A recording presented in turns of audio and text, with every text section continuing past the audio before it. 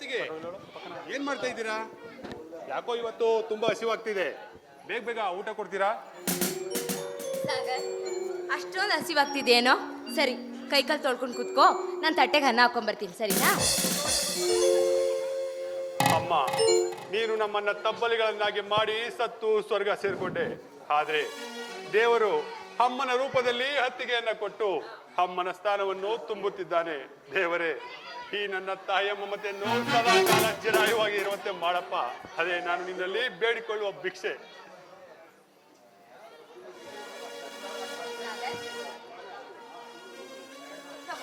ಊಟ ಮಾಡು. ಹತ್ತಿಗೆ, ಯಾಕೋ ಇವತ್ತು ಕೈ ತುತ್ತು ತಿನ್ನೋ ಆಸೆ ಆಗ್ತಿದೆ. ನೀವು ನನಗೆ ಕೈ ತುತ್ತು ಕೊಟ್ರೆ ನನ್ನ ಅಮ್ಮನೇ ಬಂದು ಕೈ ತುತ್ತು ಕೊಟ್ಟಂತೆ ಆಗುತ್ತೆ. ನನಗೆ ಕೈ ತುತ್ತಾಗ್ತೀರಾ? ಈ ಅಕ್ಕೆನ ಅಮ್ಮ ಅಂತ ಕರೆದು ತಾಯಿ ಮಮತೆನೇ ಜಾಸ್ತಿ ಮಾಡಿದ್ಯಾ ಕಣೋ. ನಿಜಕ್ಕೂ ನಿಜಕ್ಕೂ ನಿನ್ನಂತ ಮೈದನ್ ಪಡೆಯೋದಕ್ಕೆ ಪುಣ್ಯ ಮಾಡಿದ್ದೀನಿ ಕಣಪ್ಪ. ನೋಡು, ಕೈ ತುತ್ತು ಯಾಕೋ, ನಾನೇ ತುತ್ತು ಮಾಡಿ ಊಟ ಮಾಡಿಸ್ತೀನಿ. ಹೊಟ್ಟೆ ತುಂಬಾ ಊಟ ಮಾಡು.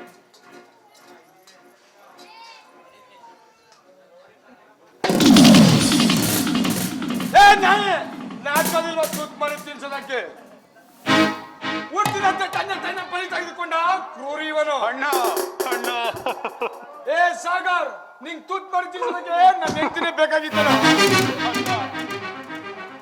ಏನ್ ಮಾತಂತ ಆಡ್ತಿದ್ಯ ಅಣ್ಣ? ನಾನು ನಾನು ಒಟ್ಟಿಗೆಯನ್ನು ಕೆಟ್ಟ ದೃಷ್ಟಿಯಲ್ಲಿ ನೋಡುವ ಕಾಮುಕನಲ್ಲ. ಅತ್ತಿಗೆ ನನಗೆ ತಾಯಿ ದೇವತೆ. ಸಾಕ್ ಮುಚ್ಚಪ್ಪ ಇನ್ನ.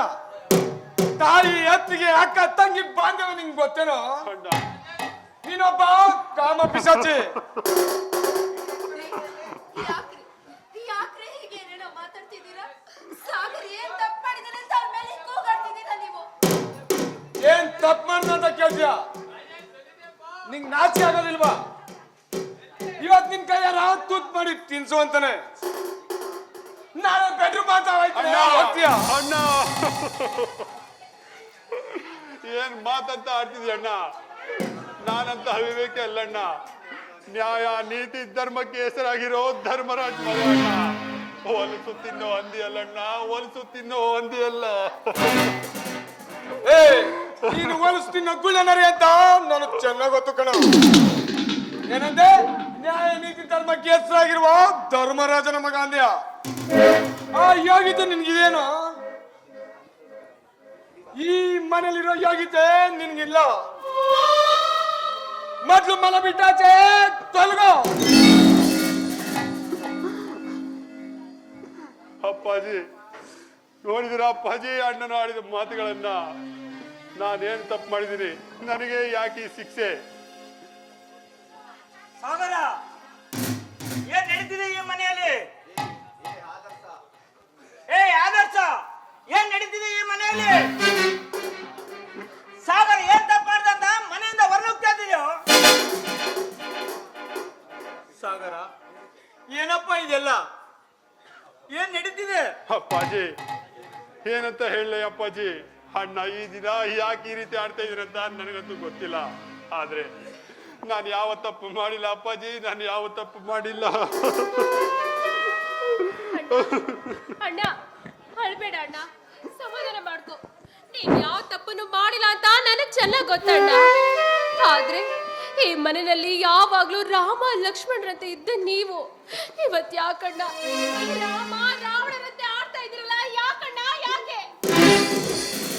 ಓ, ಅವನು ಏನು ತಪ್ಪು ಮಾಡೋದಿಲ್ಲ. ಯಾಕಂದ್ರೆ ಈ ಬಂಗಾರದ ಗುಡಿಯ ಪ್ರೀತಿಯ ಅತಿ ಪ್ರೀತಿಯ ಮಗನಲ್ಲವೇ. ಅವನೇನೇ ಮಾಡಿದ್ರು ನಿಮ್ಗೆ ಒಳ್ಳೇದಾಗೆ ಕಾಣುತ್ತೆ. ಆದ್ರೆ ಅವನೆಂತ ಗೋಮುಖ ವ್ಯಾಘ್ರ ಅಂತ ನಿಮಗ್ ಗೊತ್ತಾ? ಆದರ್ಶ, ನಾಲ್ಗೆ ಬಿಗಿಡ್ ಮಾತಾಡೋ. ಯಾರೆದುರು ನಿಂತು ಏನ್ ಮಾಡ್ತಾ ಇದ್ದ ಪ್ರಜ್ಞೆ ನಿಂತಿದೆಯೋ? ಈ ನ್ಯಾಯ ನೀತಿ ಧರ್ಮಕ್ಕೆ ಹೆಸರಾಗಿರುವ ಈ ಗುಡಿಯಲ್ಲಿ ಆಡುವ ಮಾತುಗಳು ಶುದ್ಧವಾಗಿರಲಿ. ಸಾಕ್ಷಮ್ನಿರಪ್ಪ. ದೊಡ್ಡವರಾದ ನೀವು ಸರಿಯಾಗಿ ನಡ್ಕೊಂಡಿದ್ರೆ ಯಾರನ್ನ ಎಲ್ಲಿಡ್ಬೇಕು ಅಲ್ಲಿ ಇಟ್ಟಿದ್ರೆ ಇವತ್ತು ಈ ಗುಡಿಗೆ ಈ ಪರಿಸ್ಥಿತಿ ಬರ್ತಿರ್ಲಿಲ್ಲ. ಒಂದು ಕಣ್ಣಿಗೆ ಬೆಣ್ಣೆ, ಒಂದು ಕಣ್ಣಿಗೆ ಸುಣ್ಣೆ ಹಾಕೋದನ್ನ ಬಿಟ್ಟು ನಿಮ್ಮ ವಂಶದ ಬಗ್ಗೆ ಯೋಚನೆ ಮಾಡಿ. ಸಾಗರ ಏನ್ ಅಪ್ಪಾಜಿ ನಡೀತಿದೆ? ನಾನು ತಪ್ಪು ಮಾಡಿದ್ದೀನ? ಒಂದು ಕಣ್ಣಿಗೆ ಬೆಣ್ಣೆ, ಒಂದು ಕಣ್ಣಿಗೆ ಸುಣ್ಣೆ ಹಾಕಿದ್ದೀನ? ಏನೋ ನಾನು ಮಾಡಿರೋ ಅನ್ಯಾಯ ಈ ಮನೆಯಲ್ಲಿ ಏನೋ ಬಗಳು? ಅಪ್ಪಾಜಿ ನಿಮಗೆ ಕೈ ಮುಗಿದು ಬೇಡ್ಕೊತೀನಿ ಅಪ್ಪಾಜಿ, ಅಣ್ಣನ ಮೇಲೆ ಕೈ ಮಾಡಬೇಡಿ. ಅಣ್ಣ ಎಂದು ಇಲ್ಲದ ನೀನು ಯಾಕಣ್ಣ ಈ ದಿವಸ ಈ ರೀತಿ ಆಡ್ತಾ ಇದೀಯಾ? ನಾನು ನಿನಗೆ ತಮ್ಮ, ನೀನು ನನಗೆ ಅಣ್ಣ, ನಿನ್ನ ಸೇವಕನಾಗಿರ್ತೀನಿ. ಯಾವುದೋ ಒಂದು ಕೆಟ್ಟ ಆಲೋಚನೆಗಳನ್ನ ಮನಸ್ಸಲ್ಲಿ ಇಟ್ಕೊಂಡು ಅಪ್ಪಾಜಿ ಮನಸ್ಸಿಗೆ ನೋವು ಕೊಟ್ಟು ಈ ಬಂಗಾರದ ಗುಡಿಗೆ ಕಳಂಕದ ಮಸಿ ಹಚ್ಬೇಡಣ್ಣ. ನಿನ್ನ ಕಾಲಿಡಿದು ಬೇಡ್ಕೊತೀನಿ. ಏ ನಾಯಿ, ಈ ನಿನ್ನ ವರ್ಷ ಕೈಗಳಿಂದ ನನ್ನ ಕಾಲುಗಳನ್ನು ಮುಟ್ಟಿಬೇಡ ಕಣ. ನೀನು ಮಸಲೆ ಕಣ್ಣು ಹಾಕಿದ್ರೆ ಕರ್ಗೋ ಮನ್ಸು ನಂದಲ್ಲ. ನೀನು ನನ್ನ ಹೆಂಡತಿನೇ ಕೆಟ್ಟ ದೃಷ್ಟಿಯಿಂದ ನೋಡಿದೆ.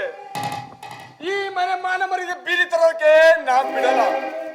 ಮೊದ್ಲು ಮನೆ ಬಿಟ್ಟಾಚೆ ತೊಲಗೋ. ಅಮ್ಮ ನಾಗವೇಣಿ, ನನ್ ಮಗ ಸಾಗರ ಏನ್ ತಪ್ಪು ಮಾಡ್ದ ಅಂತ ಹೇಳಮ್ಮ. ನಿನ್ನನ್ನು ಕಾಮ ದೃಷ್ಟಿಯಿಂದ ಬೀರಿ ನಿನ್ನನ್ನು ಕೆಟ್ಟ ದೃಷ್ಟಿಯಿಂದ ನೋಡಿದರೆ ಇವನ 7 ಕಣ್ಣುಗಳನ್ನ ಕಿತ್ತಿ ಜೀವನ ಪೂರ್ತಿ ಈ ಪ್ರಪಂಚವನ್ನ ಹಂಗ್ ಮಾಡ್ಬಿಡ್ತೀನಿ. ನನ್ ಮಗ ಸಾಗರ ಏನ್ ಮಾಡುದು ಅಂತ ಹೇಳಮ್ಮ, ಹೇಳಮ್ಮ. ಮಾವ, ಸಾಗರಿ ಬಂಗಾರದ ಗುಡಿಯ ಮಾಣಿಕ್ಯ ಮಾವ. ಅವನು ಯಾವತ್ತೂ ತಪ್ಪು ದಾರಿಲಿ ನಡೆಯೋದಕ್ಕೆ ಸಾಧ್ಯನೇ ಇಲ್ಲ. ಇವತ್ತು ಬಂದು ಅದಕ್ಕೆ ತುಂಬಾ ಹೊಟ್ಟೆ ಹಶ್ವಾಗ್ತಿದೆ, ಊಟ ಕೊಡಿ ಅಂತ. ಯಾಕೋ ಅಮ್ಮನ ನೆನಪಾಗ್ತಿದೆ, ನೀವೇ ನಿಮ್ಮ ಕೈಯಾರ ಕೈ ತುತ್ತಿ ಕೊಡಿ ಅಂತ ಕೇಳ್ಕೊಂಡ. ನಾನು ನನ್ನ ಮಗ ಅನ್ನೋ ಪ್ರೀತಿಯಿಂದ ಕೈ ತುತ್ತು ಕೊಡ್ತಿದ್ದೆ. ಅಷ್ಟರಲ್ಲಿ ಇವ್ರು ಬಂದು ಇಷ್ಟೆಲ್ಲ ರಾಧ ಅಂತ ಮಾಡಿದ್ರು. ಅಲ್ಲ, ಕೈ ತುತ್ತು ಕೊಡೋದ್ರಲ್ಲಿ ಏನಣ್ಣ ತಪ್ಪಿದೆ? ನಾವು ಚಿಕ್ಕವರಾಗಿದ್ದಾಗ ಅಮ್ಮ ನಮ್ಮೆಲ್ರಿಗೂ ಕೈ ತುತ್ತು ಕೊಡ್ತಾ ಇರ್ಲಿಲ್ವಾ? ಅದೇ ರೀತಿ ಅದಕ್ಕೆ ಅಮ್ಮ ಅಂತ ತಿಳ್ಕೊಂಡು ಕೈ ತುತ್ತು ಕೇಳಿದರೆ ಅದ್ರಲ್ಲಿ ಏನಣ್ಣ ತಪ್ಪು? ಸಾಕು ಮುಚ್ಚೆ ಬಾಯ್ನ. ನೀನು ಇವನ ಒಂದು ಮುಖ ಮಾತ್ರ ನೋಡಿದೆ, ಇವನ ಎರಡನ ಮುಖ ನೋಡಿಲ್ಲ. ಇವನೊಬ್ಬ ಕಾಮ ಪಿಶಾಚಿ. ಅಣ್ಣ ಅಣ್ಣ ಮನಸ್ಸು ಮಗಿಸ ತುಂಬಿಕೊಂಡ್ರು ಕಾಳಿಂಗ ಸರ್ಪ. ಮಾತಲ್ಲ ಎಲ್ಲ ಮಲಬಿಡುವ ಚತುರ. ನೋಡಿ, ನೀವೆಲ್ಲ ನನ್ನ ಲುಚ್ಚ ಲಪಂಗ ತುಂಬಾ ಮೋಸ್ಕರ ಅಂದ್ರು ಪರವಾಗಿಲ್ಲ. ಇವನ್ ಮಾತ್ರ ಈ ಮನೇಲಿ ಇರ್ಬಾರ್ದು. ಮೊದ್ಲು ಕತ್ತಿರ್ದಾಚೆ ತಳ್ಳಿ. ಮಾತಿಗೂ ಮನೆಯಿಂದ ಹೊರಗೆ ಹೋಗು ಅಂತ ಹೇಳ್ತೀಯಲ್ಲ, ನಿನ್ ಈ ಮನೆಯಲ್ಲಿ ನಿನ್ಗೆ ಎಷ್ಟು ಹಕ್ಕು ಅಧಿಕಾರ ಇದೆಯೋ ಅಷ್ಟೇ ಹಕ್ಕು ಅಧಿಕಾರ ಅವನಿಗೂ ಕೂಡ ಇದೆ ಕಣ. ಈ ಮನೆಯಲ್ಲಿ ಅವನಿಗೂ ಅರ್ಧ ಪಾಲಿದೆ. ಓ, ಅವನು ಪಾಲಿದ. ಹಾಗಾದ್ರೆ ನನ್ನ ಪಾಲಿನ ಆಸ್ತಿನ ನನಗೆ ಕೊಟ್ಬಿಡಿ, ನಾನೇ ಹೊರಟೋಗ್ತೀನಿ. ಈ ಸಮಯ ಸಾಧಕ ನೀವುಗಳೇ ಆರಾಮಾಗಿರುವರಂತೆ. ಅಣ್ಣ ಏನಣ್ಣ ಈ ರೀತಿ ಮಾತಾಡ್ತಿದೀಯಾ?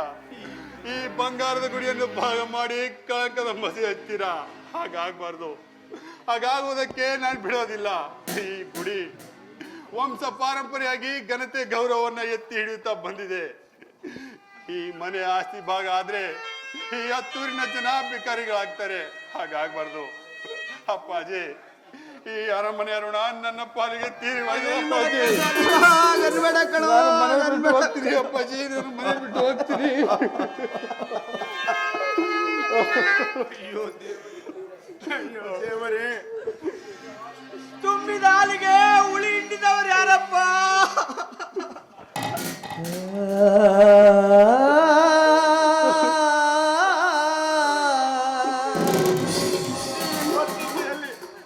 ಯಾವ ರೀತಿ ನ್ಯಾಯ ಕೊಡ್ತೀನಿ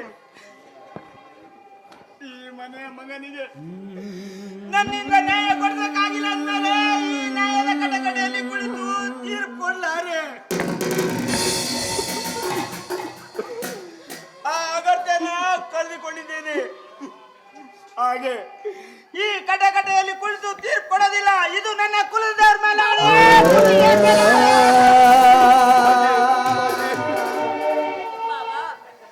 ಅಪ್ಪಾಜಿ, ಮಾವ, ನೀವು ತೂರಿನ ಧರ್ಮ ಪ್ರಭುಗಳು.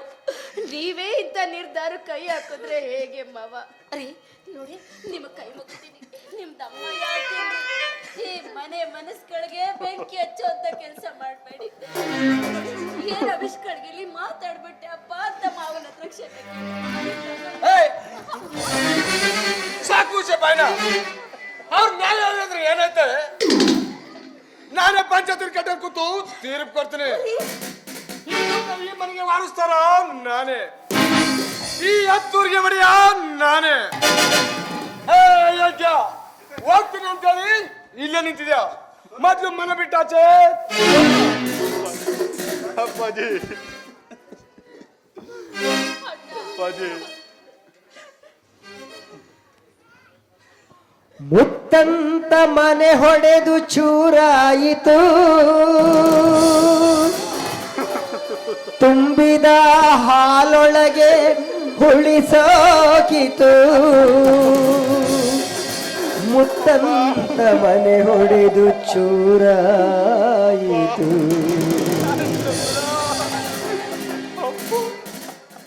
ಇದು ಜೀವನ ನಾಟಕ ರಂಗ, ಆ ದೇವನ ಚದುರಂಗ. ಇಲ್ಲಿ ಯಾರಿಗೂ ಯಾರೂ ಇಲ್ಲ, ಅನುಬಂಧಕ್ಕೆ ಅರ್ಥವೂ ಇಲ್ಲ. ಇದು ಜೀವನ ನಾಟಕ ರಂಗ, ಆ ದೇವನ ಚದುರಂಗ. ಇಲ್ಲಿ ಯಾರಿಗೂ ಯಾರೂ ಇಲ್ಲ, ಅನುಬಂಧಕ್ಕೆ ಅರ್ಥವೂ ಇಲ್ಲ. ಆ ಆ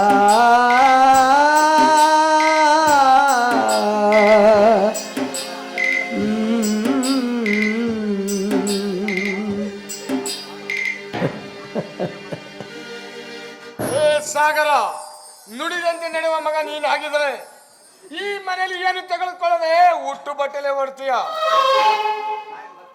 ನಾನಿನ್ ಬರ್ತೀನಿ ಹೊಸ. ಅಪ್ಪಾಜಿ ನೋಡಿದ್ರ ಅಪ್ಪಾಜಿ ಅಣ್ಣನು ಹಾಡಿದ ಮಾತುಗಳನ್ನ. ನಾನೇನು ತಪ್ಪು ಮಾಡಿದ್ದೀನಿ? ನನಗೆ ಯಾಕೆ ಈ ಶಿಕ್ಷೆ? ನಾನು ಹತ್ತಿಗೆಯನ್ನು ಕೆಟ್ಟ ದೃಷ್ಟಿಯಲ್ಲಿ ನೋಡುವ ಕಾಮುಕನಲ್ಲ. ಹತ್ತಿಗೆ ನನಗೆ ತಾಯಿ ದೇವತೆ. ಅಂತಹ ತಾಯಿ ಮಗನ ಬಾಂಧವ್ಯಕ್ಕೆ ಕಳಂಕದ ಮಸಿ ಹಚ್ಚಿಬಿಟ್ಟ ಅಪ್ಪಾಜಿ ನನ್ನ ಅಣ್ಣ.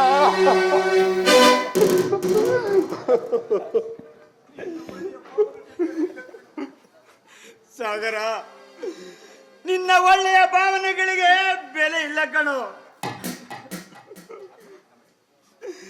ನನ್ನ ಮಗ ನನ್ನ ಆದರ್ಶಗಳಿಗೆ ಕೊಳ್ಳಿ ಹಾಕಿ ಬಿಕ್ಕಿಟ್ಟು ಸುಟ್ಬಿಟ್ಟಿದೆ. ನನ್ನಂತ ಪಾಪಿ ಈ ಜೀವಂತವಾಗಿ ಈ ಭೂಮಿ ಮೇಲೆ ಬದುಕಿರಲಾರೆ ಕಣೋ.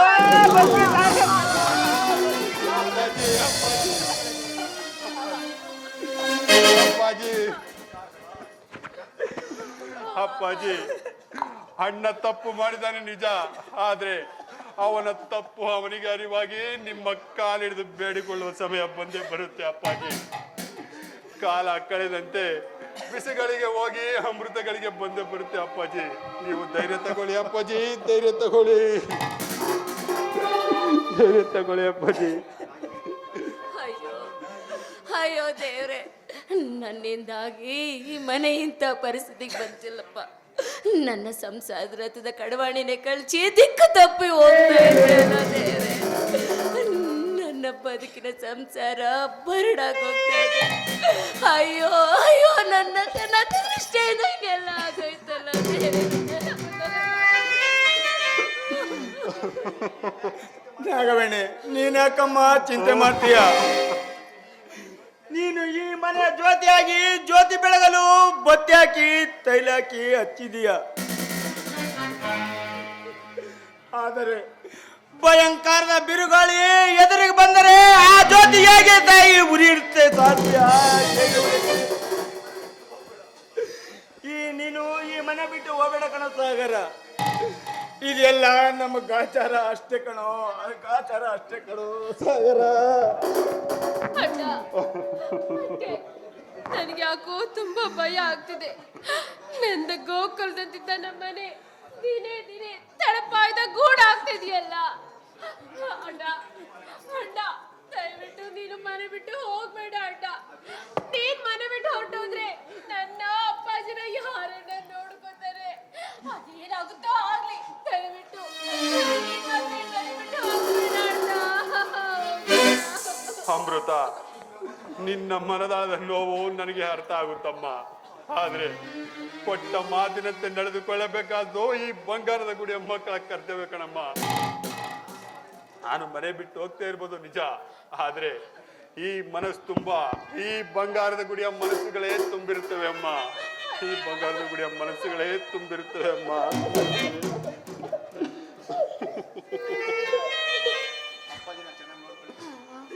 ಅಪ್ಪಾಜಿನ ಚೆನ್ನಾಗಿ ನೋಡ್ಕೊಳ್ಳಿ. ಅತ್ತಿಗೆ ಅಮೃತ, ನಾನಿನ್ ಬರ್ತೀನಿ. ಅಪ್ಪಾಜಿ ನನಗೆ ಆಶೀರ್ವಾದ ಮಾಡಿ. ಅಪ್ಪಾಜಿ ನನಗೆ ಆಶೀರ್ವಾದ ಮಾಡಿ. ಆಶೀರ್ವಾದ ಮಾಡಿ ಅಪ್ಪಾಜಿ. ಅಯ್ಯೋ ನನ್ನ ಬಾಳಿನ ದುರ್ವಿಧಿಯೇ,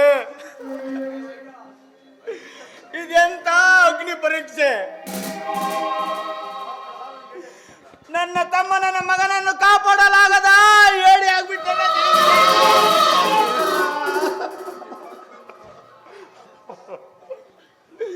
ಅಪ್ಪಾಜಿ ಹೋಗಿ ಬಾ ಕಂದ, ಹೋಗಿ ಬಾ. ಆ ಭಗವಂತ ನಿನ್ನ ಬಾಳನ ಜ್ಯೋತಿಯಲ್ಲಿ ಮಾರ್ಗದರ್ಶನ ನೀಡಲಿ. ಹೋಗಿ ಬಾ ಕಂದ, ಹೋಗಿ ಬಾ.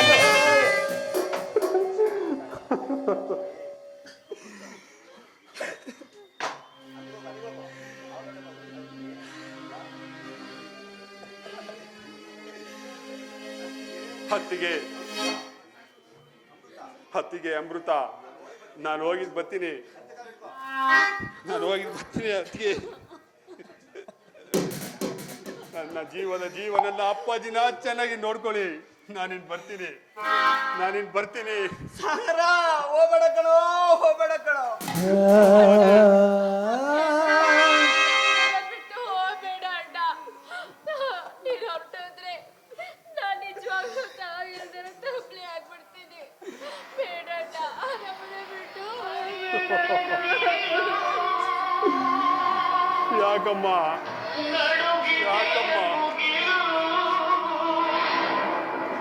ಯಾಕಮ್ಮ ತಾಯಿನ ತಪ್ಪಲೆ ಅಂತೀಯ?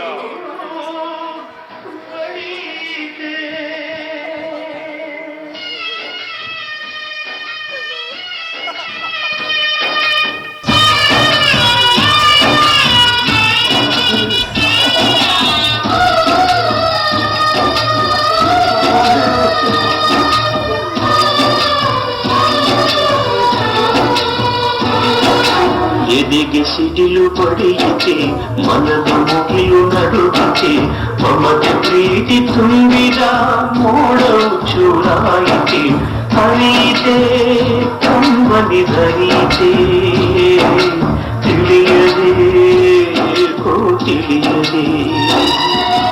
ಎದೆಗೆ ಸಿಡಿಲು ಪಡೆಯಿತೆ, ಮನದ ಮುಗಿಲು ನಡುಗಿತೆ, ಮಮತೆ ಪ್ರೀತಿ ತುಂಬಿದ ಮೋಡವು ಚೂರಾಯಿತೆ.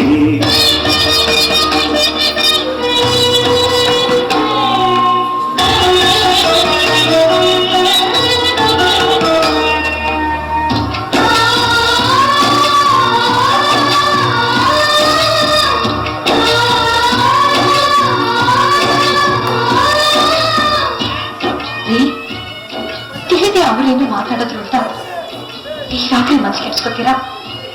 ನಾಳೆ ಬುದ್ಧಿ ಮಾತು ಹೇಳಿದ್ರೆ ಕಿತ್ಕೋತಾರೆ. ಹಳ್ಳ ಬಟ್ಟೆ ಮಾನವನ್ನು ಮುಚ್ಚಲಾರದು, ಹಳಸಿದೂಟ ಹಸಿವೆಯನ್ನು ನೀಗಲಾರದು, ಕೊಚ್ಚ ನೀರ ಶುದ್ಧ ಮಾಡಿ ಕುಡಿಯಲಾಗದು, ವೆಚ್ಚ ಮಾಡಿ ಧನವು ಎಂದು ತಿರುಗಿಬಾರದು, ಮನೆಯ ಹತ್ತಿ ಉರಿಯುವಾಗ ಬೆಳಕು ಏತಕ್ಕೆ,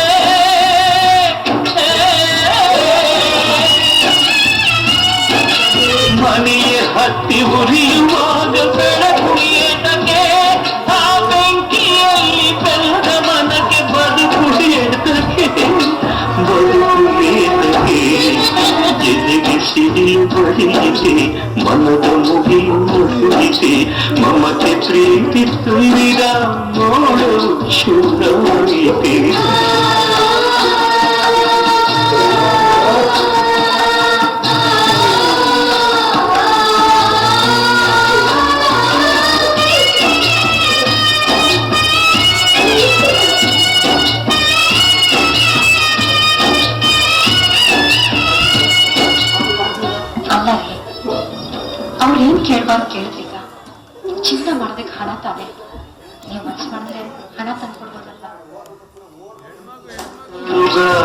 ಮನದಲ್ಲಿ ಮಲ್ಲೆ ಹೂವು ಬೆಳೆಯುವುದೇ ಮಮತೆ ಇರದ ಮಕ್ಕಳಿಂದ ಪ್ರೀತಿ ಸಿಗುವುದೇ ಹಸಿದ ಹುಲಿಯು ಸಾವಿಗಂಜಿ ಹುಲ್ಲು ತಿನ್ನುವುದೇ ನೀತಿ ನಂಬಿ ಬದುಕಿದೆ ನಾ ನಿನಗೆ ತಿಳಿಯದೆ ಸತ್ಯ ಧರ್ಮ ಮರೆತರೆ ಈ ಜೀವ ಉಳಿಯುವುದೇ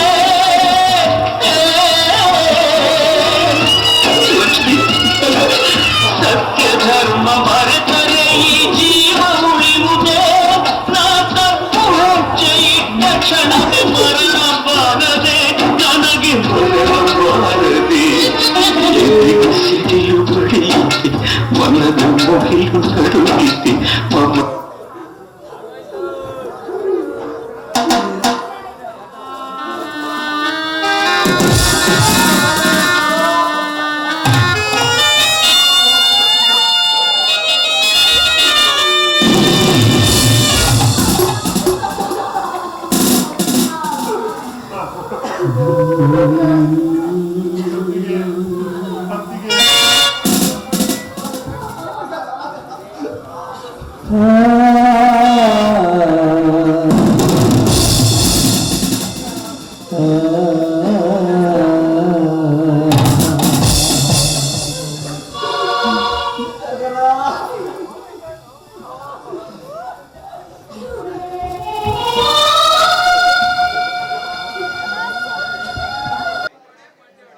ಹೆಣ್ಗೋಸ್ಕರ